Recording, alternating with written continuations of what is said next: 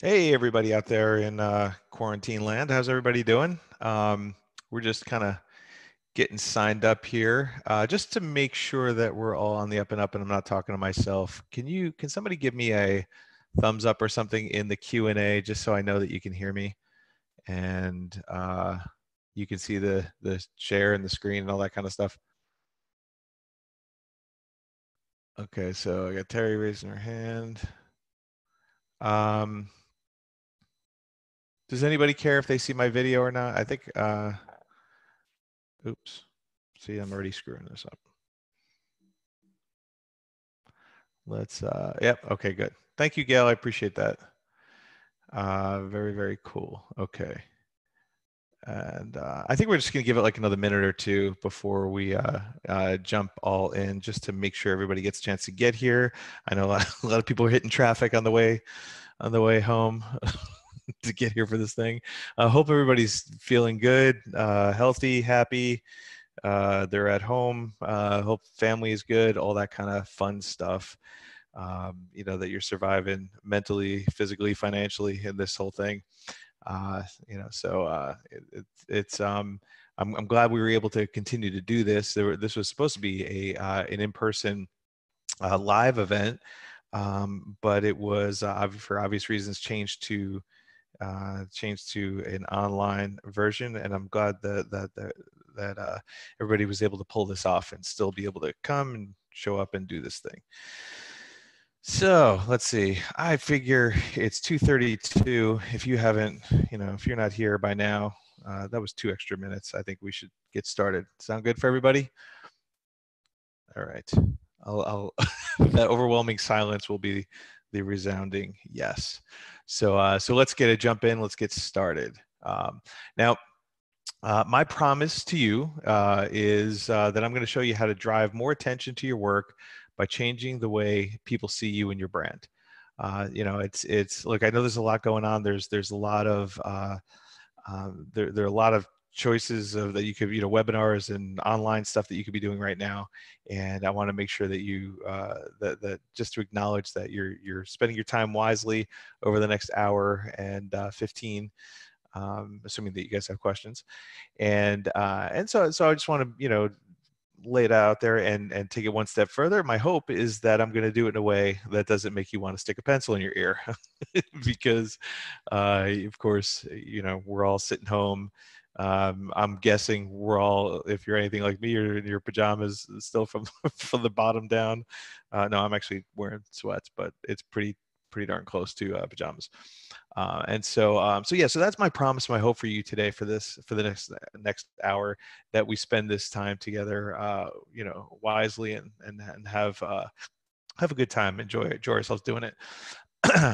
So this is the part of the program where, I ask that you shut everything down except for this. There's so many distractions going on. There's so many things that you could be doing. You're going to get distracted by Facebook or your email, or wondering whether or not Bill Gates is going to put uh, put what do you call it, microchips in all of us. So turn all that stuff off for a little bit. Turn off your phone, turn off the browsers, and just get focused. We're going to be going through a lot of stuff, and I want to make sure that you get as much out of this whole thing as you can, and I don't want you to miss anything.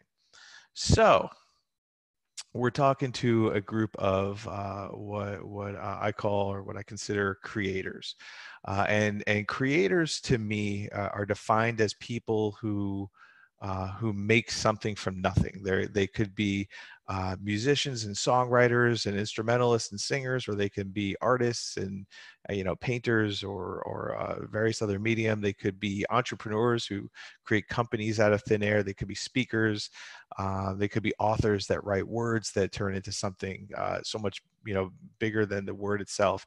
Like that to me is what this is about, and who creators are. And in my experience, what I have found is that creators fall in love with their art, their passion, their gift, what it is that they do, that they often don't realize that it's also a business. And that's why so many creators fail. They're so focused on the art that they miss other aspects of it. And so that's where that kind of starving artist kind of thing kind of has taken over. Now our goal is to learn how to fall in love with the art and fall in love with the business and kind of make the two become one. To see the art and the business as one. One cannot live without the other, and that kind of brings me to my experience and where I'm coming from with all this thing, with this whole thing. Now, if you don't already know me, my name is Marc Ensign, and I started my professional life as a musician. I was a bass player, or I am, I guess, a bass player, and I graduated from Berklee College of Music in Boston, Massachusetts, in the mid '90s. Don't do the math; it's not as impressive as as one might think. So I graduated from college, from Berklee College of Music, with this idea that I wanted to someday perform on Broadway. That was the big ugly goal, the thing that just had me up at night. Which is hysterical when you think about it, because at the time I had never even been to a Broadway show before. For me, it was like it was a steady gig. It was something that was prestigious. It seemed like a great way to spend an evening, was to play on that stage on Broadway, and also it seemed like it would pay pretty well, which would allow me to get out of living in mom's basement, which was which was on the list of things to do, being a poor, fairly new college graduate. And so I chased that dream with everything that I had. It was in the early, mid '90s. There really was not much of an internet at the time, and so I would go into the city and I would introduce myself, and I would, and I would send people demo tapes, and I'd pick up the phone, and I just made myself so known within that industry, to the point where when people stopped returning my calls, I got a job writing for a big music magazine, so I could interview people and position myself as this authority figure in the space. And lo and behold, after about, give or take, about a year to 2 years worth of effort, I became the bass player for the Broadway show Rent. Now, the really intriguing thing with all of this is that I was nowhere near the best musician, best bass player in New York at the time. I had no experience, I had no connections, I didn't know anybody, I had no idea how to even get the job. But I was really good at putting myself in the right place at the right time. I was really good at getting attention. I was really good at uh, branding myself in a way where people just knew who I was. And so after about a year and a half's worth of effort, I got the show. I ended up playing the show for many, many years on Broadway, as well as on tour. And then eventually I decided to take this thing that I had, this ability to market myself, and I decided I was going to start a company. Because when you accomplish this big hairy goal that you've been, that I give myself 10 years to accomplish, and I accomplished in less than two, the next obvious step was, what's next? And so I started a marketing company, and that, with that marketing company, again, I didn't really know that much about marketing outside of my experience. I didn't have any education in it, but I was really good at figuring things out. So I was like, well, let's just apply that same formula now to this marketing company and see what happens.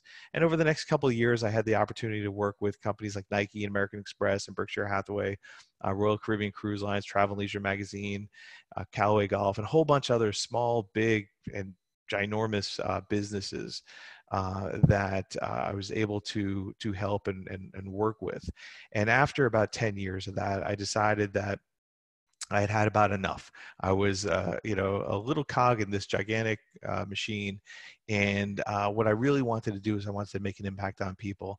And so I left my company. I exited my company and started the company that I now run, which is an agency called Loudmouse, and we're a personal branding and small business branding agency that mostly specializes in creators, those speakers, authors, coaches, entrepreneurs, small businesses, and all those people that are really out there creating something from nothing.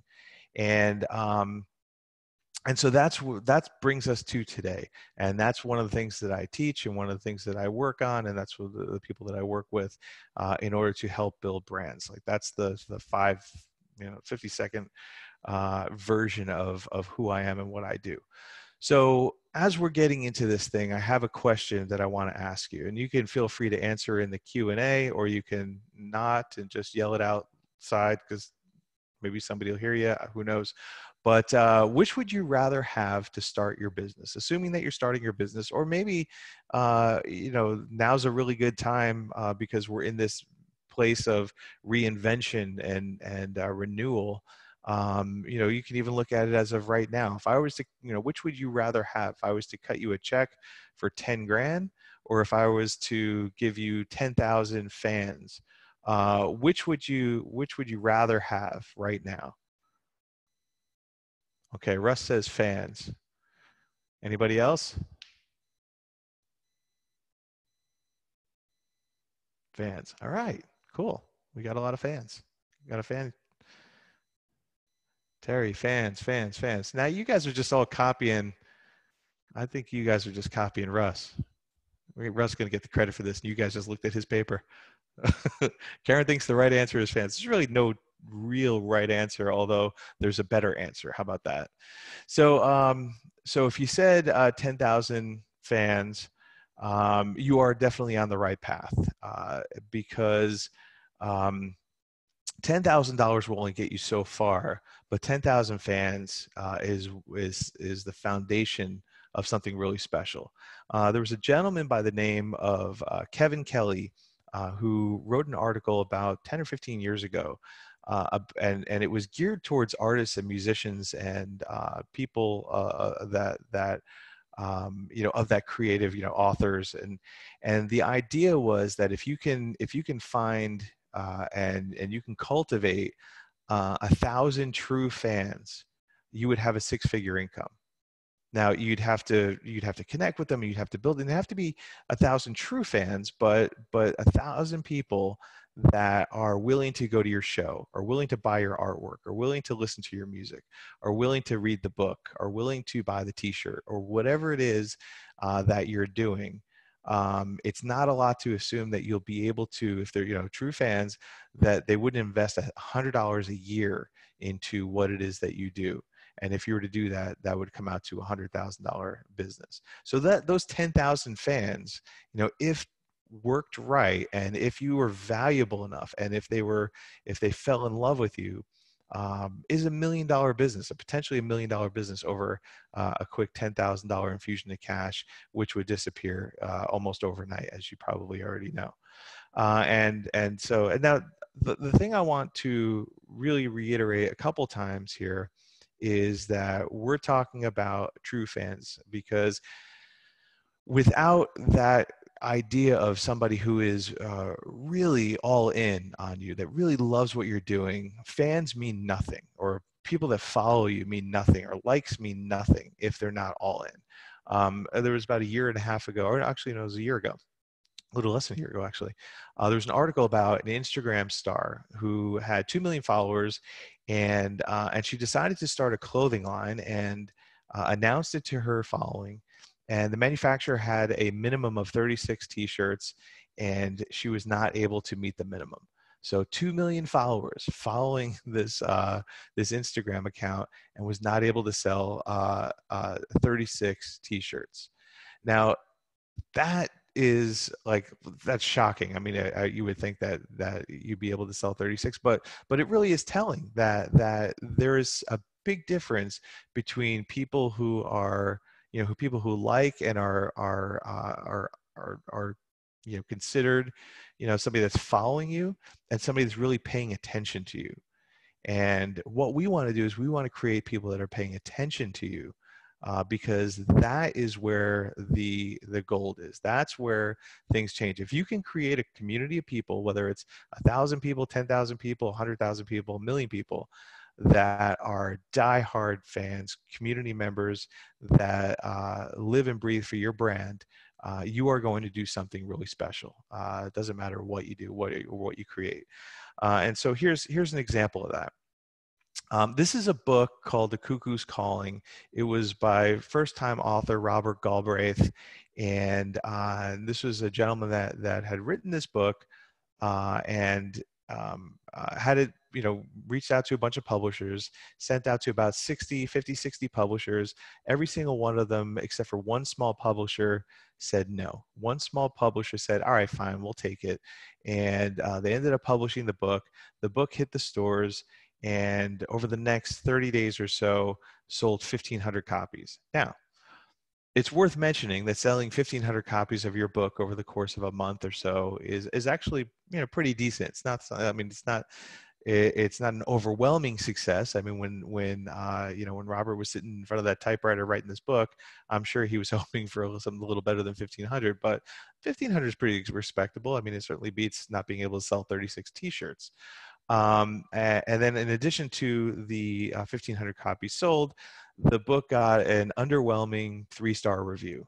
So for a first book, it's not horrible, certainly not great. However, word had gotten out after about a month that Robert Galbraith was actually the pseudonym for J.K. Rowling. You see, J.K. Rowling who was the author of all the Harry Potter series books, she had wanted to write a new book, start a new series that was more in the kind of adult mystery section or adult fiction section, and didn't want to bump into the whole Harry Potter series, but also she wanted to kind of re-experience that enthusiasm, that excitement of getting a deal, of getting selling that first book without people just buying it just because of who she was. And so she went under the pseudonym, but word had gotten out, it leaked from somewhere, and lo and behold, the people found out who Robert Galbraith really was. As a result, The Cuckoo's Calling then sold 1.5 million copies. So as Robert Galbraith, 1,500 copies, blood, sweat, and tears. As J.K. Rowling, 1.5 million copies, literally overnight. Now, it was the same words, it was the same cover, same title, same storyline, same characters, same price, same sales channels, same everything. Like nothing had changed. Still, Robert Galbraith was on the cover, but once we found out that J.K. Rowling had written it, the community of people that love her came out and they stepped up and they bought the book. And so 1.5 million copies later. But here's what's really interesting about it, beyond the fact that there's such a stark difference in the number of copies sold. Once we realized that it was J.K. Rowling that had written this book, the rating went from 3 stars to 4 stars. So we actually thought the book was better once we learned who actually wrote it. But that's how powerful your brand is, and that's what having a strong brand and a strong community can do for you. Really stand you up in those moments. So let's talk about what that actually looks like, and then we're going to get into how. Like, what do we do next? How do we build all this stuff? So looking at this from the perspective of what I call like perceived expertise. So there's this line of perceived expertise where on the left side we have somebody that has absolutely the perception of absolutely no expertise, and on the right side we have somebody who is perceived like the absolute expert in an industry. Now, the interesting thing here is that just because you're on the left side doesn't mean you don't know what you're doing. You might be the best of the best, but if nobody sees you that way, then you're on the left side of the line, and you may be a mess. You may be a hot mess, but if everybody sees you as an expert, you're on the far right hand side of the line. And just looking at my Broadway example is a good idea of that. Like I started off on the left side of the line and I moved up to the right, but I was in no way the expert. I was no way the best, but I was perceived that way because I was able to get that gig. So let's take an example, and I've just chosen the personal development space. Let's say you're a personal development writer, speaker, author, coach, whatever it is. Just seems like an easy industry to work with, as an example. And let's say on the left-hand side, we have our friend Bob. And Bob is the kind of guy that, he might be really good at what he does, but we've never heard of him. We don't know if he's good. We don't know what his deal is. We really don't know anything about Bob. So Bob is just a big goose egg on the left-hand side, and he has absolutely no perceived expertise. Again, doesn't mean that he's not good at what he does. We just don't know about him. On the right, let's say we have Tony Robbins. I kind of figured Tony Robbins was probably, love him or hate him, he's probably one of the top guys when you think of personal development, speaking, or writing, or whatever. He's probably up there as far as being the best of the best. And so now we have this huge line of in between, and then now we look at where you are. So let's say that, just for argument's sake, you're probably maybe a third of the way there. You're not as unknown as Bob, but you're certainly not, you're on a household name like Tony. So you're right at that kind of 1/3 area. And then all the people on the bottom represent the potential person that is going to either, buy into what you do, hire you to do what you do, that's interested in hearing what you have to say. So these people are that's what those people represent. Now, you are only able to reach the people that are on your part of the line and to the left. You can't reach the people that want to speak to Tony that are all the way on the right-hand side of the line, because they don't see you as enough of an expert. And so you have access to these folks. And it's a nice pool of people, right? It's a pretty decent pool of people. And in fact, you've been doing what you do for a little while, and you might even have a couple of them as customers or clients, or whatever you call your community. And so you have, a fifth of those people kind of paying attention to what it is that you do. Awesome. Now, what do we do next? Well, if we want to grow our business, or if we want to reach more people, or if we want to expand, or if we want to make more money, or whatever it is that our goals are, logic states that we need to sell more of those people that are in the dark gray. And so we send out a webinar, we send out emails, we reach out to people, we write more songs, we show up and do more gigs, we offer more artwork, whatever it is that we do more of, and we hit people over the head with it a little bit. And so we sell a couple more people. And if you look, our client base, our customer base is expanded, but our pool of people has actually contracted because we've sold more of them.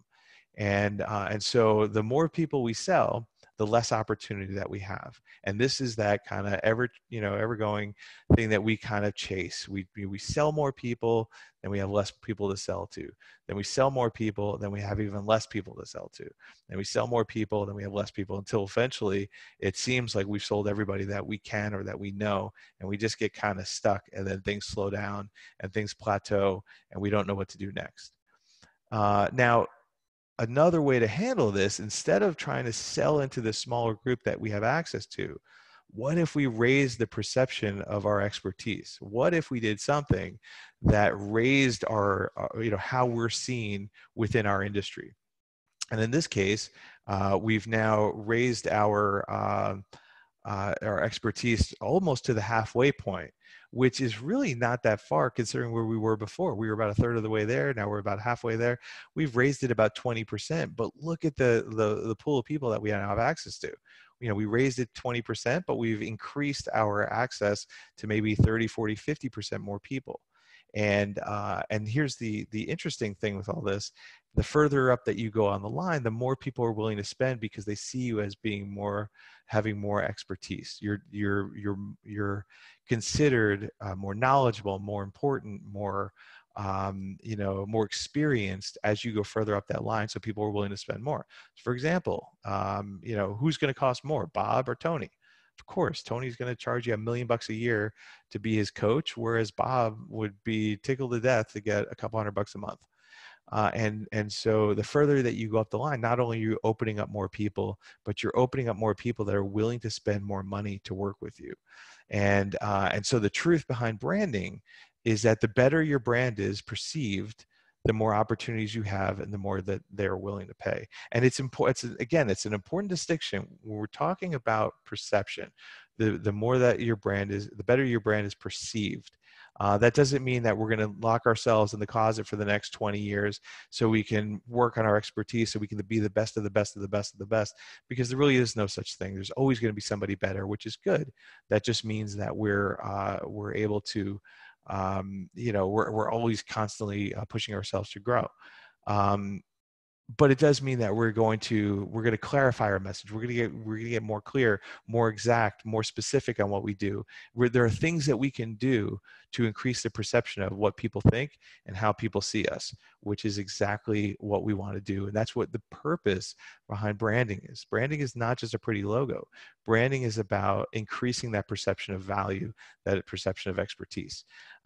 So let's go into how exactly we build that brand. What do we do next? And there are three things that we're going to be talking about. And the reason that there are three things that we're going to be talking about is because there are always three things that you're going to be talking about when we're talking on webinars.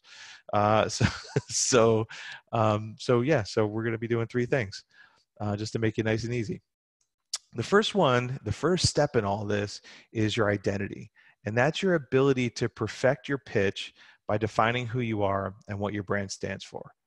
All right. So if you don't know this, if you're not clear on this, then as a result, people really don't know. I don't know what they do.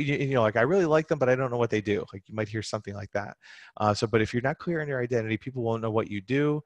They won't know how to work with you. They don't know if they're the right person that you want to work with. They don't know if they should be a member of your community, or should they, there's this deep unknown, because if you're not clear on who you are and you're not able to communicate it, how are they supposed to understand? And a really great example of this is a story of a client of mine that a couple years ago, we met up to sit down and kind of talk through the plan for the year. And he was a catering company. He was a chef, and he owned a small catering company, and they did weddings and business catering and all sorts of other stuff like that, delivery and whatnot. And sorry if this is making you hungry. You're probably all eating at home for the past for the past month, but anyway. And so what he did was, we sat down and we were going through, and I asked him, who's your market? Like, who are the people that you're trying to reach? And he said, anybody who's hungry.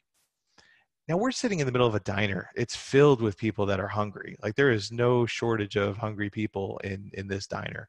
And so well, let's start selling people here. Well, no, that doesn't make sense, because that's not really what I'm looking for. Okay. So you're completely unclear about who it is that you're trying to talk to, if you're walking around thinking anybody who's hungry. So we drilled down a little bit, and he had two core clients. He had weddings and he had corporate clients.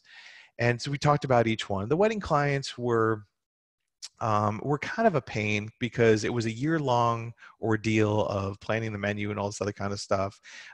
It was just a one-time thing. Hopefully the wedding worked out and it was a one-time thing. But all this work led up to, one job, and then it was gone. And then hopefully you get referred. But other than that, it was pretty much gone. And not to mention that you were sometimes fighting with the catering halls. And there was just all these and all the weddings were always on weekends, and he liked to spend time with his family on weekends. So it was just one headache after another. On the right, the other side was corporate catering, where he would have clients where he would drop lunches off every day during the week, or he'd do special events or galas, or, like, one client could be 30 different events over the course of a year. There was a lot of repeat business, and it always paid really well. They always paid on time, and it was just a great match. And so we started talking about, like, well, why don't we just get rid of the wedding side of the business, which put him in a mini panic attack, because that was probably about 40 or 50% of his business at the time. But the deal was, when you went to his website, like, there were pictures of brides, but it talked about corporate catering, and it tried to make everybody happy. And the truth is a bride was looking for one thing, while someone who's looking for corporate catering was looking for something totally different.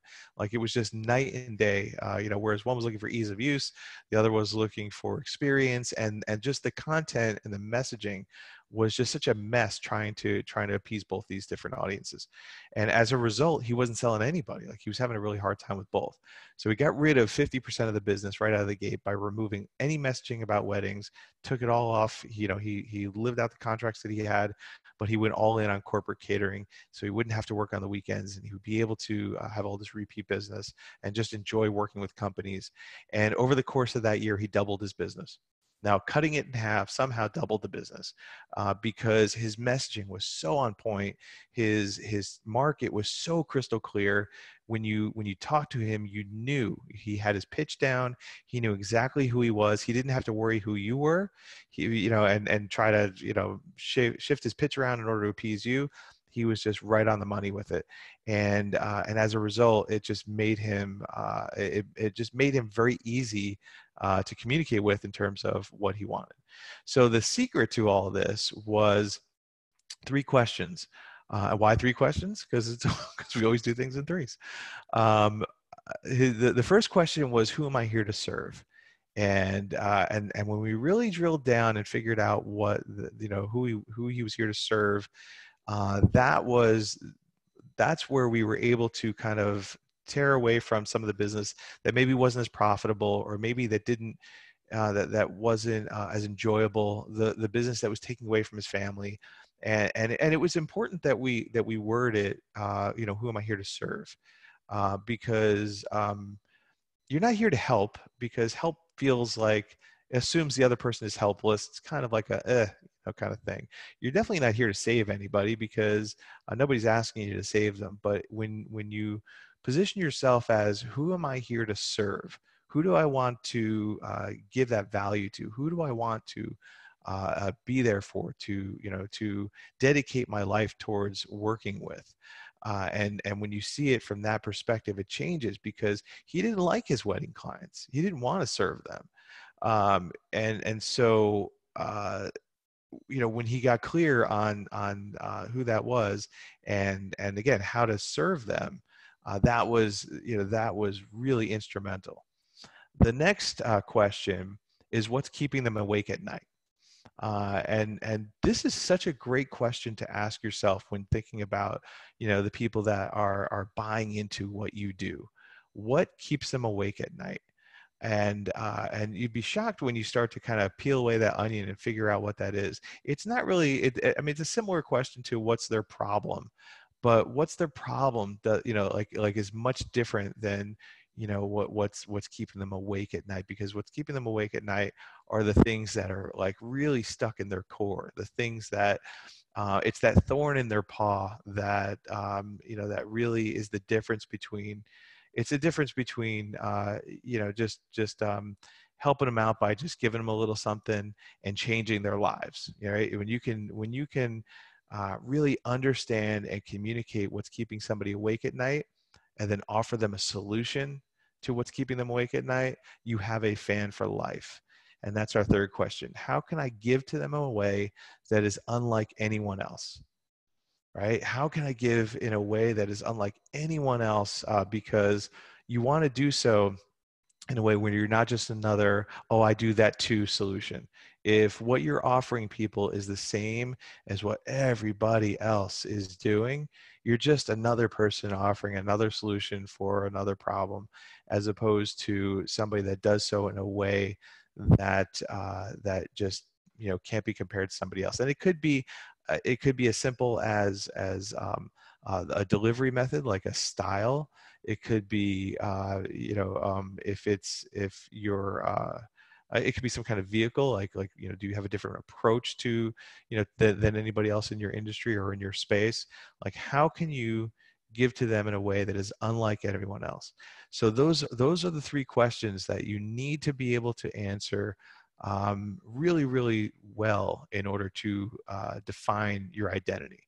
Now, before we go into the next one, I wanted to see if anybody has any questions, because I know I've been kind of yammering on for a while. So I don't see any. So if anybody pops up, please just ask away. I saw something that came up that raised your hand, but if you could just ask the question, that would be great, because that'd just be easier. And then I'll get you an answer if I have one. If I don't have one, then I don't know. We'll talk about something else. But so that's the first step in all this. And at the end of this, and this is not any kind of weird pitchy thing. I'll also give you I'll give you a website where you can dig even deeper into all this stuff. All right. So you'll be able to dig in deeper. It's not an offer. I'm not selling you anything. Don't worry. But just as an effort, as a way to kind of help you out and dig a little deeper. So cool. So that is our identity. Figure out one more time, look at the questions. Who am I here to serve? What is keeping them awake at night? And how can I give to them in a way that is unlike anyone else? Right? Cool. Okay. So let's move on to our second of three. And that is your visibility. This is your ability to communicate all the elements of your brand in such a way that's impossible to ignore. And so this is the stuff that we often think of when we talk about branding. It's your logo, it's your headshots, it's your website, it's your social media platforms, it's the colors that you use, the fonts that you use. It's all that stuff that represents you when you're not in the room. And often this is kind of overlooked in the sense that it's, first of all, it's the first thing that people think about, like, hey, if I'm building a brand, first thing I need is a logo. No, you first need to understand who you are and who you're here to help and what you're doing. And then we can start talking about a logo. But it's so much more than your logo, because there's so many other aspects of your brand. Think about in terms of McDonald's. When you're going down the highway and you see a McDonald's billboard, you're always going to see the logo that when you get to the store, you're going to see the same logo. And when you get the bag, you're going to see the same logo. And on the package of the product, you're going to see the same logo. So it's more than just a logo. It's about using that logo and how you're going to make that logo visible to the world. So people start to equate that color yellow with you, or that color red with you, or that font with you. And it all kind of starts to get pieced together. So time for another story.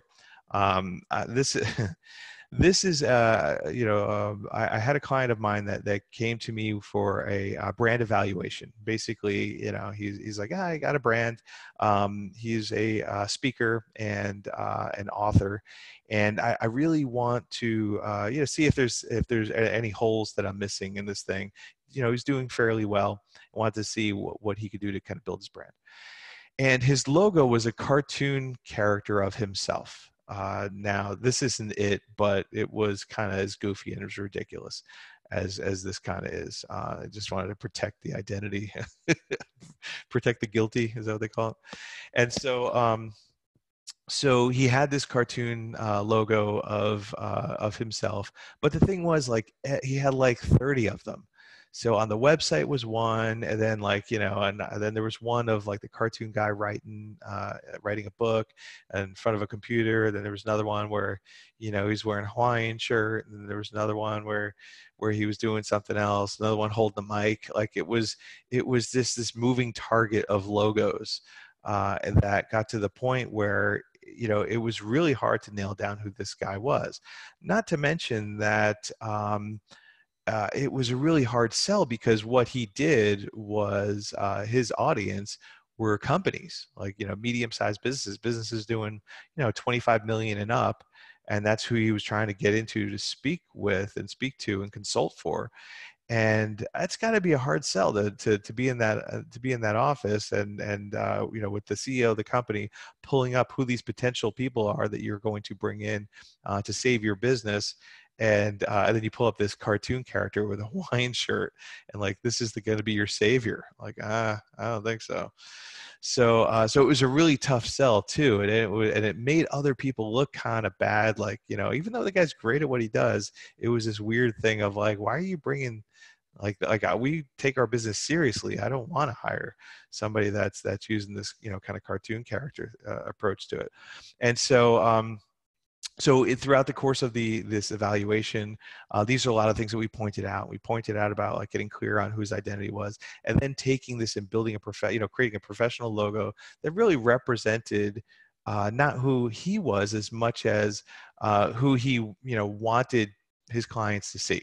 And we got rid of the cartoon character, had a very professional logo done, very clean, very professional, solid colors and fonts, and just a very strong presence.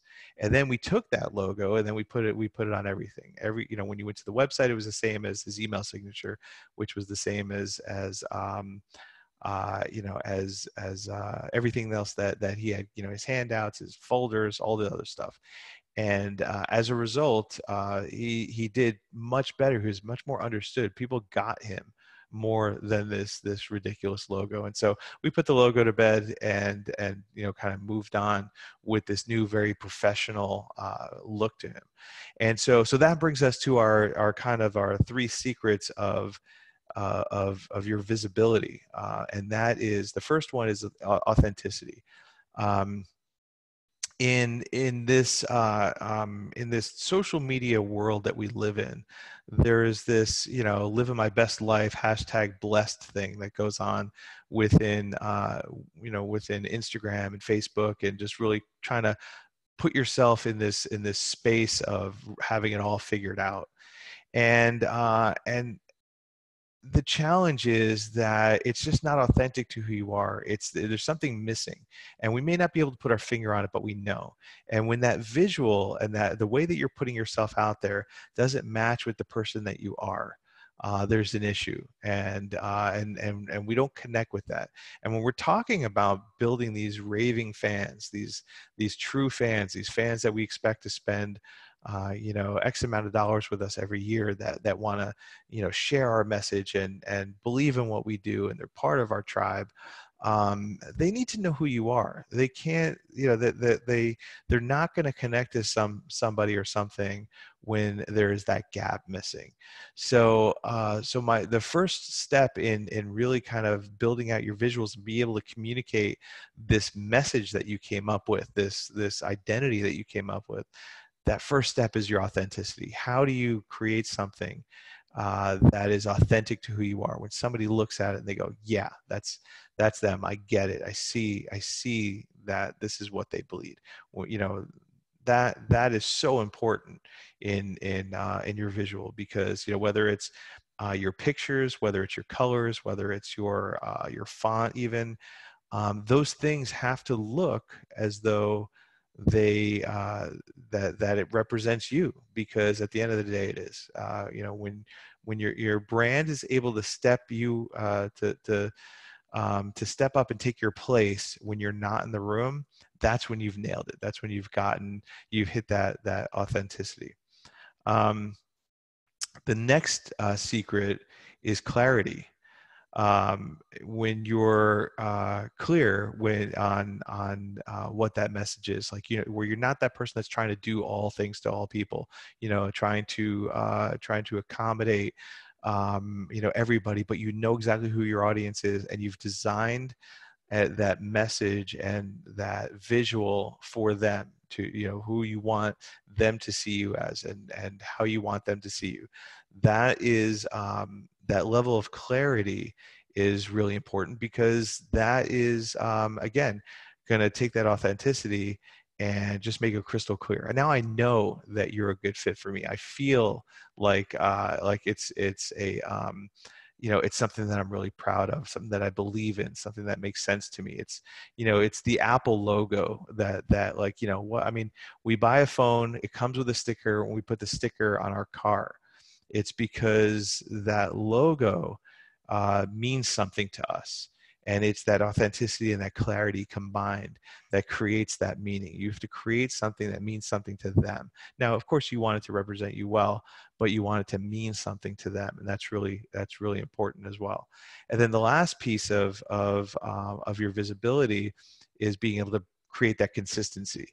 How do you now take this new brand that you've created, this message, and then now this visual, the look and feel of your brand, and now make sure that it is on everything. It should be on your website, it should be on your email signature, it should be on your business cards. Yes, you should have business cards, just in case not everybody uses them. I get that, but anywhere, and your business card should be really cool and interesting, and have, you know, if you are going to have business cards, there should always be something very interesting. Whenever anybody gets your card, they should always look at it and go, wow, that's really cool, where'd you get that done? That is the gauge of whether or not your business card works or not. And it should be on your, you know, your invoices that you're sending out for bills. It should be on your packaging. If you're sending out a product, it should be on the box that it's being mailed in. Like whatever it is that you do, every time somebody communicates with you in some way, the consistency of your brand should be there. When you know, if you were to drive down the highway from New Jersey to Florida, you would see probably no less than 10,000 you know, McDonald's ads or Coke ads on the side of the road, and every single one of them would have the same color, the same font, the same type of picture, the same logo, the same message. It is consistent from one state to another, from one sign to another, from one store to another, and it's not just because of the franchise, but it's because of those brand guidelines that they have very specific rules for how their brand is to be used, and it is a religion, and you have to create that as well. Your logo should, you know, and your colors and your fonts should be the same across the board. You should own that consistency with everything that you do. Cool. Any questions with your visibility? Now we did identity, we did visibility, and if you want to start thinking of some questions also, we're gonna start the last piece now, and then we're gonna leave it open for some questions for the final 15 minutes of this thing. So so maybe start thinking of your questions, type them into the box. Otherwise, we'll all get to go home early today, even though we're all already home. Cool. Okay. All right. Awesome. So here's the third one. The third one is your authority. This is your ability to be seen as the clear leader in your industry and have the evidence to prove it. Now, the first one we talked about was your identity, right? That was knowing who you are and what you stand for. The second was visibility. How do you communicate that visually to, you know, to these people that you are here to serve? Having those two things is not enough. It's not enough to be clear about who you are and to be able to communicate it in multiple ways and multiple mediums to people. Because if you're not an authority, then you're really speaking to nobody. This is where the community comes to rally around you. This is where the community bumps you up from that 1/3 mark to the halfway point, or up to where Tony was on the line. This is where the true raving fans come from. Now, you can't just focus on authority, because if you're not really clear about who you are, or you don't have any kind of ability to communicate, and all you do is focus on your authority, you will be the master of something. We just won't know what it is, and we won't know how to find you. So it really is important to cover all three of these pieces. However, it's you know, when you have those other two pieces in check, you're clear about who you are, you're able to communicate it, and now you are seen as the clear leader of your industry. You've created a level of authority that rules your industry. That is when you become, you know, you move up from that, you know, from that space of being like the next big thing, the first, you know, the go-to expert in your space, the person that is first of mind, the first person that gets the call when everybody mentions what it is that you do. Instantly, it's like, oh yeah, I know, I have somebody. That's what you want to create, and that's where a lot of this authority kind of comes into place. So here's my final story for you, and this is about another client of ours that was a successful speaker in terms of, you know, was doing low six-figure income speaking, which is phenomenal, and really great. However, you know, she wanted to spend more time consulting. She wanted to spend some time doing online programs, you know, saw a lot of people doing these, you know, crazy launches, and wanted to be a part of that. Like, you know, she you know, was traveling a lot, spending, you know, 2/3 of the year out on the road, and wanted to be able to spend a little more time at home. And so it became a thing where what do we do so I can start creating these additional streams of income? And when she and I had met, um, she was already, she had planned a mastermind. She had planned a live, like a group coaching, kind of live group coaching thing, and she had launched a program. Almost nobody bought the program. The live coaching, the group coaching had like 3 members or something like that, hardly worth the effort that she was putting into it, and nobody signed up for the mastermind group. And so she was going to pack it in, but we started talking and started working on it, and really saw that it, people saw her as being a very accomplished speaker, but not really an authority in her field. And so we cleaned up all the other stuff. Then we've put our focus on, on getting her in front of people, getting her in positions of authority. And lo and behold, we started to, start to build up her authority over the next 6 to 9 months. And over that time, we started, we started building a big audience that came out of it.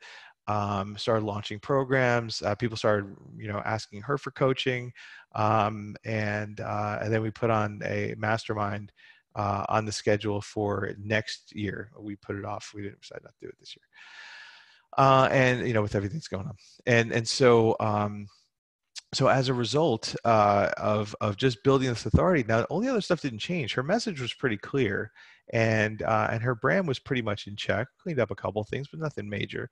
But really threw our time and attention into authority to kind of bring all that together. And it was that she was able to, within 1 year, bring in an additional 6-figure income on top of the 6-figure income that she had been getting as a speaker. And she's in a position where, where she can lessen the number of dates that she's doing. In fact, now with all of this whole mess that's going on, she's, half of or 3/4 of her events were all canceled. And she's, but she has this other income source, and she's in just a great place. So let's talk about the 3 things that we want to focus on when it comes to your authority. And why 3 things? Because it's a webinar. That's what we do. We do things in 3s. Uh, so let's see. Let's go to the first one. The first one is your content.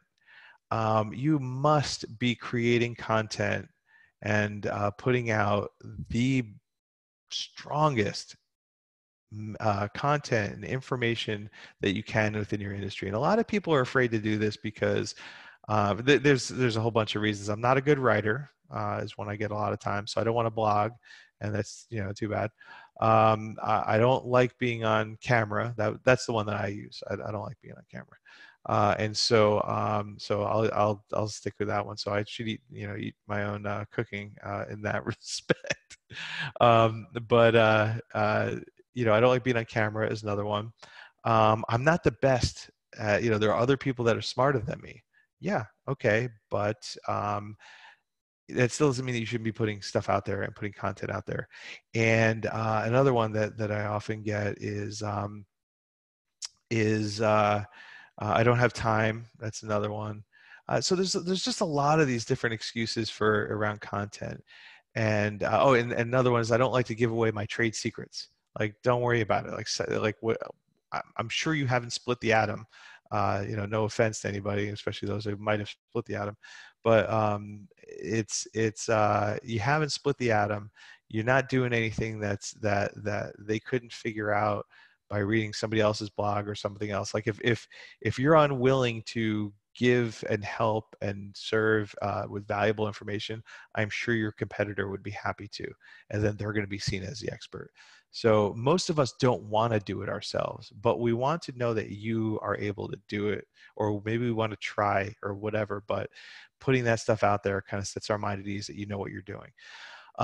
And so the big thing here is in order to position yourself as an authority, you have to create a lot of content. You have to create blog content. So like short form, 1,000 words or less kind of blog posts, video that's either live, 5 to 10 minute, 20-minute live videos, 5 to 10 minute YouTube videos, You can do Q&As, you can do interviews, you can do instructional stuff. You can just hit the camera and just start, yammering on until something smart falls out of your face. Like whatever, just putting stuff out there that's good, that represents you well. Creating visual content, whether it's image quotes or pictures or taking if you're an artist, taking that artwork and then turning that into something that people can see and they can digest and possibly use and share online. Whatever kind of content that really comes naturally to you, you should be putting out there on a regular basis. Social media content, blog content, video content, written word, write a book,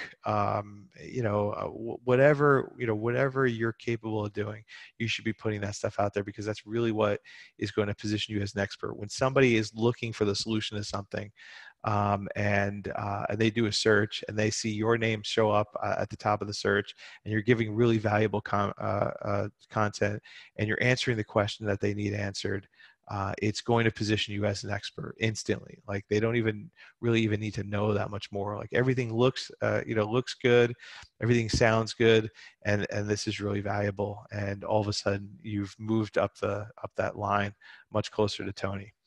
The next one is our interviews. Anywhere and anyhow that you can be interviewed by somebody is a great plan. If you are able to get onto TV, a TV interview for CNN, CNBC, MSNBC, any one of like the news channels around your field, that would be amazing. Or perhaps if it's not, if it's not on the news, maybe it's in the newspaper, or if you can get interviewed by podcast. There are amazing podcasts out there that are dying for really intelligent guests in every industry. And if you are not positioning yourself as one of those potential guests, you're losing access to a whole new audience that you wouldn't have found otherwise. These are people that wouldn't have found you if it weren't for you showing up on somebody else's podcast, giving them something of value, serving that audience in a way that nobody else is willing to do. And then just kind of making friends from there, making connections and adding to your audience, and then cultivating that audience, bringing them into the family with everybody else, and now this, what was somebody else's audience, is now also your audience. And so being interviewed on podcasts or which is again very easy to do, and very easy to get, and incredibly valuable for you to tap into more people. And then of course, like all of this stuff has to come down to your offer. Like what is it that you are selling? And if this is a hobby, then give it all away by all means. But if you're looking to make a business out of this, if you're looking to make money, if you're looking to make a living, if this is your source of income, or maybe it's your side hustle or whatever it is, even if you just want to break even, like whatever it is, you have to offer somebody something, because the person that does nothing but give it away for free is somebody who has a hobby. They're not the expert. They're not the authority. They're not the next big thing, the go-to within that industry. It's when you start selling something that people take you seriously. And so even though you may, you may not be 100% there yet, or wherever you are in the journey, start putting together an offer that you can sell to that audience, and don't be a jerk and oversell it and get ridiculous and weird about it. But just make it available. Figure out a way that you can, if it's a piece of art, get prints done. If it's music, sell a CD. If it's or digital download. Sorry, I'm old. Or if if you're if you're an entrepreneur, like what can you offer within the company that you've started. If you're a teacher, what can you teach people? How can you take your expertise and package it up in a way where you can sell it back to people and do something with it? Like, so there's just a lot of different ways that you can offer something to somebody, but you have to, if you're not offering anything now, figure out what it is, start small, but make sure that you have a really solid offer. And then once you have a solid offer, create another one and create another one, and have multiple offers, multiple ways for people to work with you, multiple interactions. So create an offer that is that you work with somebody, like a done for you. So I'm going to do this work for you. One that's like a done with you, like a group coaching kind of thing, where we're going to do this together. And then one that is done by you, where they're going to do it by themselves, like an online program or a book or something along those lines, a membership site. And so figure out what some of those different offers are, and package them up and start to, quietly offer them to people without, again, without overloading everybody. Because when you give enough value, if you've given enough content, you've done the interviews, and you have the consistent brand, and you're authentic, and people fall in love with you, and they know who you are and what you do, and all of this stuff starts to come together, then when you do offer something, people want to buy it from you. They want to be able to give back. There's that law of reciprocity that exists, that if I give to you enough, if I give enough value, if I keep serving you in some way, that at some point, if I need help, or if I need it back, or if I am offering something, you're going to want to help back. That's just who we are as human beings. And so don't be afraid to give, but also don't be afraid to put an offer out there in order to get back. Because if all you do is give, it's not gonna work. Just like if all you do is just take, it's not gonna work. And so that's the third secret for the third thing that we talked about, which was your identity, visibility, and authority. So I promised you a way to give you a chance to ask some questions and whatnot. If you want to go deeper with this, go to this URL. It's a weird URL because it's not a .com. I get that. And so it's chsn.one/free. Go there, take as just get what it's a program that goes much deeper into this. It's something that I decided to do when this whole coronavirus thing hit. I decided to give the entire program away for free to anybody who wanted it. Again, this is not a pitch. I'm not here to sell you anything. Don't care. If you want it, great, take it. It's incredibly valuable. If you don't want it, that's fine too. Not going to hurt my feelings either way. So write that URL down, take a picture of it, go to it, whatever you got to do. And let's go into some questions. And as much as I'd like to pretend like that was me as a kid, I was the kid with buck teeth and braces and weird curly brown hair. So so rather than showing you who I really was as a kid, like I just feel better about myself by using using that kid. So okay, so here are a couple questions from anonymous attendee. Ooh. How long should one estimate working through this process? I heard it's at least 6 to 9 months. That's a good question. So it depends on how much you put into it. Obviously, if you spend, 10 minutes a day, it's going to take you a while. If you really invest the time, like we've built brands that have gone through this kind of process, like the chosen process that I mentioned below. And we've gotten results within the first 6 to 9 weeks, somewhere around there. Probably closer to 9, and where we see stuff happening, and see, like where we've actually, where it's we're getting return on the investment, where people are being, like audiences are growing faster, bigger, more interested, more attention, all that kind of stuff. The thing though is with branding is that it doesn't stop. That's one of the things where this is not like a set it and forget it. It's not like you just, you take a shower once and then you're clean for the rest of your life. It's one of those things where you have to keep putting some effort into it, because you become very easy to forget. And so you have to keep creating new content. You have to keep putting stuff out there, and keep pushing to it. So I wouldn't say it takes 6 to 9 months. That's a long time. You can get results starting as early as probably 9 weeks or something along those lines. I just wouldn't put a cap to it. Like I wouldn't say that, hey, after 6 or 9 months or whatever, you're done. No, you're just going to keep doing this, and it becomes enjoyable, it becomes fun, and everything else. So you don't have to. It's not like 6 to 9 months of torture, years of torture. It's fun building your brand and building that community and getting people interested. And then the cool thing is, like, once you build a big enough community, they start passing it around, they start getting it out there, they start helping, and then everybody else starts carrying your torch. This is why you don't see like Apple doesn't spend half as much on advertising and commercials as they probably should, because they don't have to, because they have all these advocates that are spreading the message for them, and so they kind of get away with it. So to answer your question, you build the foundation in 6 to 9 weeks. Really focus in on this stuff. Build a solid foundation in 6 to 9 weeks, and then continually put good content out there, and continually get in front of people, interviews or whatever, and connect with people, and build that community. And you will see it grow dramatically over the course of time from that point forward. But within those first 2 months or so, you'll be able to start to turn it around. Faith says, thank you. Good info. Thanks, Faith. I appreciate that.